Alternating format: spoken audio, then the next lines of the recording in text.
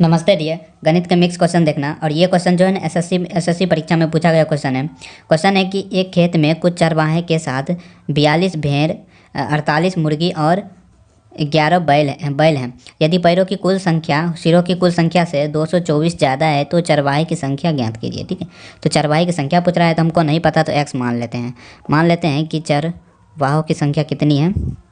चरवाहों की संख्या जो है ना वो एक्स मान लेते हैं चरवाहों की संख्या एक्स। ठीक है, अब देखना कि खेत में भेड़, मुर्गी और बैल है, तो सबकी भेड़ और ये रही मुर्गी और बैल।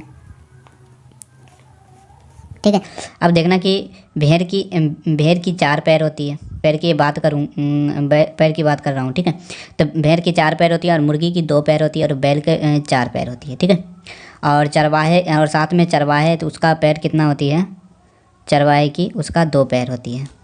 तो अब देखना क्वेश्चन यहाँ से आसान बन जाएगा क्वेश्चन।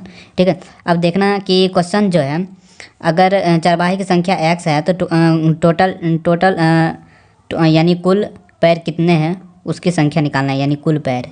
ठीक है, तो कुल पैर की संख्या यहाँ पे देखना कि 42 भेड़ है, तो 42 भेड़ को अगर 4 से गुना कर देंगे तो मतलब क्या कुल पैर नहीं निकल जाएगा क्या, यानी भेड़ का कुल पैर निकल जाएगा। तो कितना निकल जाएगा, ये 4 दूनी 8 और ये 4 चक 16, 168 प्लस, और ये आ जाएगा आपका। और उसके बाद देखना कि मुर्गी के 2 पैर होती है, तो यानी 48 संख्या है मुर्गी का, तो 2 से 48 को गुना करेंगे तो कितना हो जाएगा, ये 96 बन जाएगा। ठीक है, और बैल के 4 पैर होती है, बैल की 4 पैर होती है और संख्या 11 बैल है। ठीक है, तो 11 को 4 से जब मल्टीप्लाई करेंगे तो कितना हो जाएगा, ये 44। ठीक है, तो 44 पैर हो गया यानी बैल का। और चरवाहे की 2 पैर होती है, उसकी संख्या नहीं पता तो एक्स मान लिए हैं। ठीक है, तो 2x हो जाएगा चरवाहे की संख्या। ठीक है, तो उम्मीद करता हूँ कि आप यहाँ तक समझ गए होंगे। ठीक है, अब देखना कि ये 3 डिजिट एक जाति का है तो इसको जोड़ देंगे। ठीक है, अगर 3 डिजिट यहाँ पे कुल पैर की संख्या निकल गया, आप सिर की संख्या निकालेंगे तो सिर की संख्या कितना निकलेगा, तो सिर की संख्या कहाँ है, तो यानी यहाँ पे देखने का 42 भेड़ है तो 42 सिर भी होगा भेड़ का। ठीक है, तो कुल सिर की संख्या यानी ये 42 भेड़ का 42 सिर हो जाएगा, या 48 मुर्गी की 48 सिर। ठीक है, उसके बाद 11 बैल की 11 संख्या हो जाएगी। ठीक है, और यानी चरवाहे की संख्या एक्स है तो उसकी मतलब सिर भी एक्स ही होगा। ठीक है, अगर आप इस तीनों को जोड़ने पर यानी ये कितना आ जाएगा, ये आ जाएगा आपका 101 प्लस एक्स। ठीक है, ये इतना आ गया, यानी कुल सिर की संख्या इतना और कुल पैर की संख्या इतना। तो अब देखना कि किस तरीके से निकालते हैं हम, जबकि हमको पता है कि यानी सिर वाले से ये क्वेश्चन में कह रहा है कि 224 ज़्यादा, यानी सिर से पैर ज़्यादा होता है। ठीक है, तो यहाँ पे यानी क्या करेंगे, यानी ये 308 प्लस 2x में से अगर 224 घटा देंगे, 224 घटा देंगे तो क्या ये 101 प्लस एक्स के बराबर नहीं हो जाएगा क्या।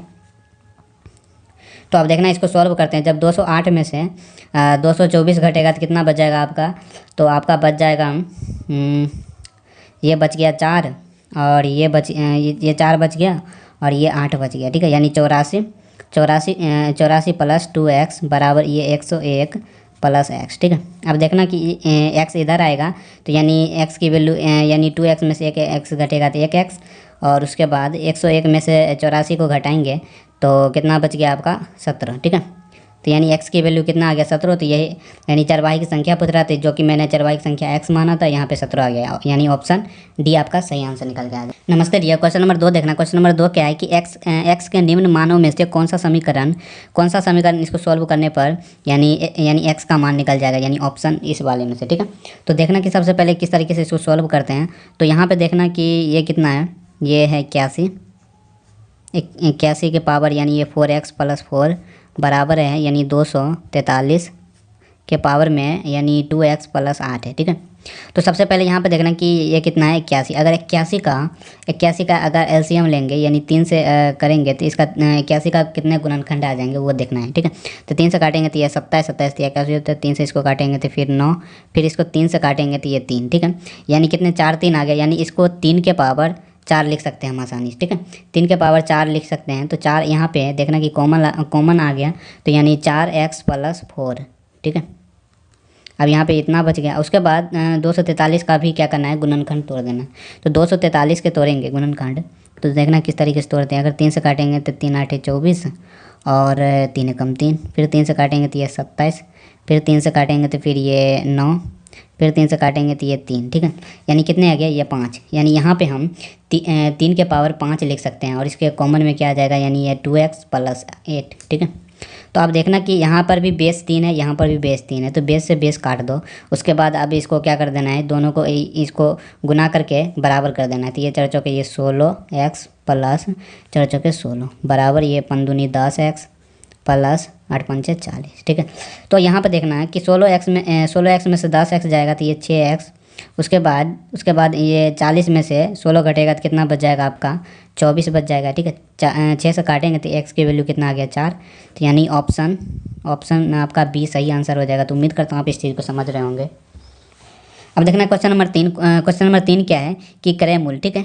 यानी ये सीपी यानी क्रय मूल्य तथा विक्रय मूल्य के मध्य अंतर, यानी उस दोनों के बीच का अंतर जो है ना 494 रुपये है। यदि हानि का प्रतिशत 19% है तो यानी विक्रय मूल्य क्या होगा। बहुत ही आसान सा क्वेश्चन है, इसको देखना कि सबसे बेस्ट पे सॉल्व करेंगे। अब देखना कि यानी ये एक सीपी है, ठीक है, ये सीपी और ये एसपी, ठीक है, एसपी। अब देखो कि इस दोनों का अंतर जो है ना वो कितना है, 494 इस दोनों का अंतर है, ठीक है। और 19% हानि है, तो 19% हानि कैसे लिखेंगे, 19% हानि यानी 81/100 होगा, है ना।